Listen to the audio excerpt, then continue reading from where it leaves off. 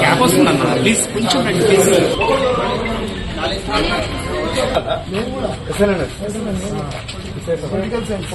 ఎవరు గారి గురించి చెప్తాడు.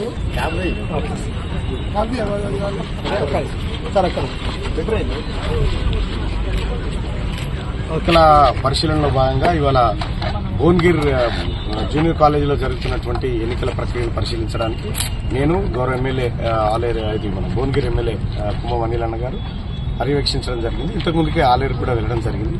ఇక్కడ చూసినా ఒక మంచి వాతావరణంలో ఎన్నికలు జరుగుతూ ఉన్నాయి. ప్రజలందరూ కూడా స్వచ్ఛందంగా వచ్చి ఓటు హక్కులో వినియోగించుకుంటా ఉన్నారు. అయితే కొన్ని బూత్లలో కూడా కొన్ని తక్కువ ఉన్నాయి, కొన్ని ఎక్కువ ఉండడం వల్ల కొంత వ్యత్యాసం కనిపిస్తుంది. ఇప్పటికి ఓటర్లు కూడా దయచేసి తరలిరండి, ఎందుకంటే మీకోసం పోలింగ్ బూత్లు వెయిట్ చేస్తూ ఉన్నాయి. అలాగే స్వచ్ఛందంగా పాల్గొంటున్నటువంటి ఓటర్ మహాశయులందరికీ ధన్యవాదాలు తెలియజేసుకుంటూ ఈ ఎన్నిక దాదాపుగా మంచి ఫలితాన్ని ఇవ్వబోతా ఉంది. గొంతుగా 8-10 ఏళ్లు ఉద్యమం చేసి అంతకుముందున్న ప్రభుత్వాన్ని నిలదీసి ప్రజలను చైతన్యం చేసి ఓ మార్పు దిశగా పోయే కార్యక్రమంలో ప్రధాన పాత్ర పోషించిన మల్లన్న గారిని ఆశీర్వదించాలని కోరును. ప్రజలు అదే అనుకుంటున్నారు.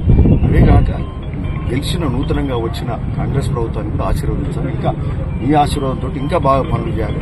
సో ఆ ఉత్సాహం అయితే ఉన్నది. ఇంకోటి ఏంటంటే మల్లన్న గారు మా స్థానికుడు.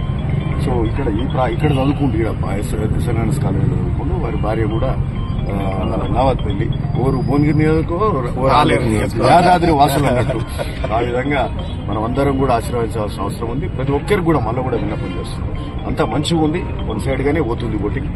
సో ఖచ్చితంగా గెలుస్తున్నాం. కాంగ్రెస్ అభ్యర్థి తీన్మార్ మల్లన్న గారు రెండో సంఖ్య మొదటి నెంబర్ మీద ఓటేయాల్సిందిగా కోరుతాం.